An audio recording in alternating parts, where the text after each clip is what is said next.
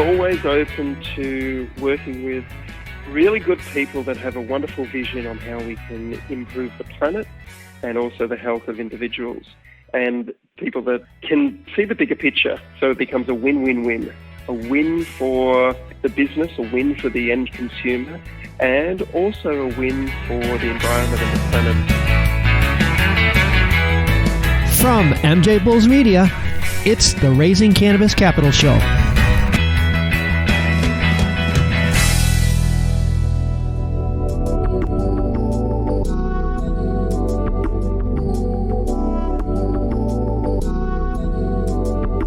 Today in Raising Cannabis Capital, we are joined by Pete Evans. Pete, welcome to the show. Thank you for having me. I hope you're having a great day. Oh, it's great to have you on the show, Pete. For our listeners who don't already know, Pete Evans is a hugely popular celebrity chef who lives in Australia. And he's also an author and a TV star, and he produces movies, and he also has his own podcast. So this is a really, really busy guy, and we're lucky to have him on our show. So we're going to jump right into it, Pete. You're no stranger to controversy. Over the years, you've gotten pushback on a lot of different ideas that you've endorsed. But the thing I think the people in America are going to find strange is that you've come under fire in Australia for supporting cannabis. Why do you think there's still, why do you think there's still so much cannabis resistance down under? Oh, I think it would probably be a few different reasons. Political, religious, and industry would probably be the main one through pharmaceutical or medical associations. They probably do not want to see this widespread and readily available. You know, that wouldn't be the top reason on my list, but has there been any movement at all? Is it getting better down there? No, we have medical cannabis available. Very, very, very, very difficult for people to access. I think there might be 5,000 people out of a population of 25 million that have access to it, and it's extremely expensive. To give you an idea, a friend of mine that I interviewed recently has a brain tumor, and his yearly bill for medical cannabis is 100,000 Australian dollars, which would roughly be about 60,000 or 65,000 American dollars or US dollars. Oh my gosh. Another woman I interviewed who has a child with epilepsy, I think she's paying about 50,000 Australian dollars for something that they could probably grow at home or through a community garden for basically free. So there's a lot of money being made through the medical associations and the pharmaceutical. So we'll come back to that point again, is why is there such pushback? And there wants to be a certain amount of control from the governing bodies and the people that have this, I guess, industry locked down at the moment. Yeah. But as we know in Australia, there's probably, from my understanding, the latest figures I saw was anywhere from 500,000 to 1 million people purchasing black market, or what we would call the green market, illegal cannabis for their medical reasons. And that's got nothing to do with the recreational side. So major imbalance here, and the system is broken. And it seems to be continually very, very difficult for what is a very simple plant for people to grow with no known real side effects.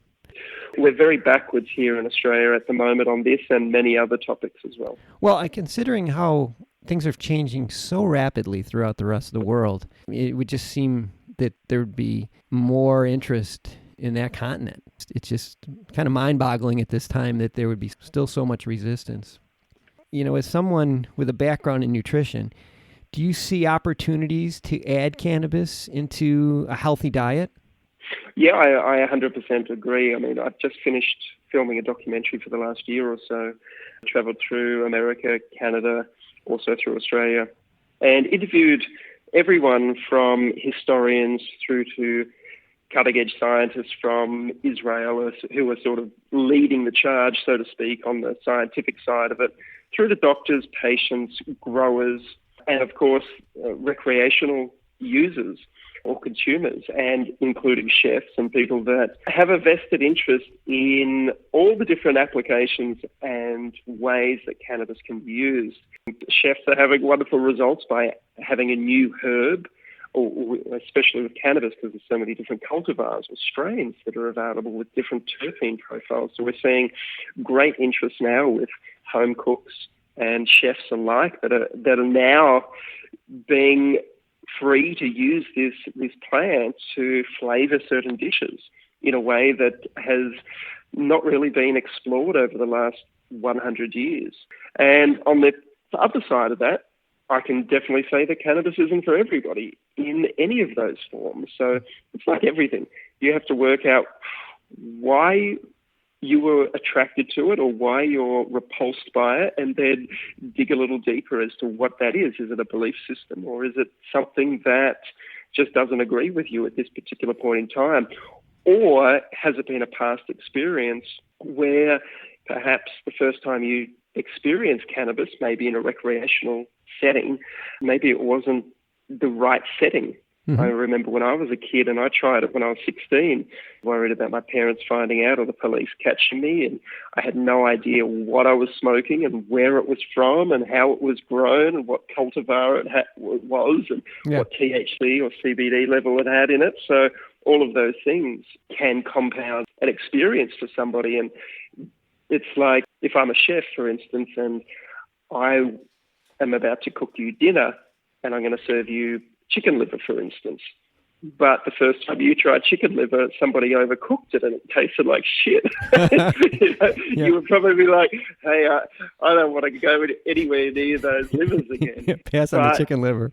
Imagine if that first experience of trying livers was in a beautiful restaurant cooked by somebody that knew what they were doing, and it could have been the best meal of your life. So there's all of these things to take into consideration with cannabis. That's what I'm attempting to explore in our documentary and give a very wide-ranging view of what this plant is and what it isn't. And to go back to your first statement or question to do with nutrition, I think it's very important, as with all of these pillars of health that I like to call it, whether it be nutrition, how we sleep, how our internal or external dialogue is to ourselves and to the world, and our emotional relationships that we have, as well as our connection to nature and movement and avoidance of, I guess, toxic environments and toxic pollutants. I think not one is more important than the other, but I do see a lot of people putting all of their hopes into cannabis as being a treatment or a cure for their illness. And I would say that to have a balanced view to say, yes, it does have medicinal properties to it, but if you continue to eat the same foods that maybe brought about that illness, then all the cannabis in the world may not treat or fix that health problem. Same thing, if you're in a job or a relationship that is causing you stress, all the cannabis in the world may not be able to fix that depression or PTSD or anxiety or relationship trauma if you're still continuing to attract those negative relationships or patterns that put you there in the first place. So I take a very wide, holistic view of what health is, but in saying that, cannabis can be used as an adjunct or as a healing modality, but I wouldn't put all my eggs into that one basket and say cannabis is the magic pill for everybody. Like, just the same as I wouldn't say that nutrition is the magic pill for everybody, because we have to look at all those pillars of health. That's a really good point. What's the name of the documentary? It's going to be called The Magic Plant. Okay. Because my first film was called The Magic Pill, which actually looked at food as a healing tool. And the magic plant, the question is this a magic plant? And it's the question that I asked everybody that I could find, from the growers to the naysayers to everybody. Is it the magic plant? And when is it going to be released? Probably sometime in 2020. Okay. And it's getting edited at the moment, and like all good things, some things take time. Sure. It'll come to maturity when it's ready, and it'll be shared when it's time.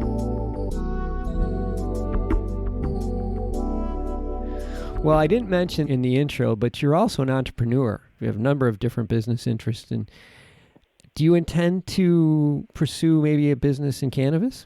I've been a chef for 30 years, and I have many businesses and different ventures that I've gone into over those 30 years, from restaurants to making our own TV shows about food, to hosting TV shows, to producing documentaries, and also creating a line of food products, and also being an ambassador for food products. So cannabis I see as another, I guess it is a healing tool, and I am very interested in working in this space. Currently, I work with a company called Magical Butter that makes a wonderful machine that you can make your own medicine out of or make your own edibles out of. It's a wonderful tool. So that's one of the first ones. I'm just working with a company called Greeny, which is G-R-E-E, I should say, N-Y, which is out of the States, which is an online platform which sells cannabis products in the health spectrum. So talking about beauty, pet products, cooking products, and they're all based around CBD and hemp at the moment. So I'm working with them as well. As mentioned, the documentary will be coming out soon, and I'll be looking at doing a range of high-grade medicinal products using cannabis. So that'll come out in 2020 as well. Wow, you have a lot on your plate. And I know that for a lot of our listeners are in the industry and they're always looking for investors. So there'll probably be people hitting you up to say, Pete, hey, you want to take a look at our business? But yeah, I'm always open to working with really good people that have a wonderful vision on how we can improve the planet and also the health of individuals, and people that can see the bigger picture. So it becomes a win-win-win.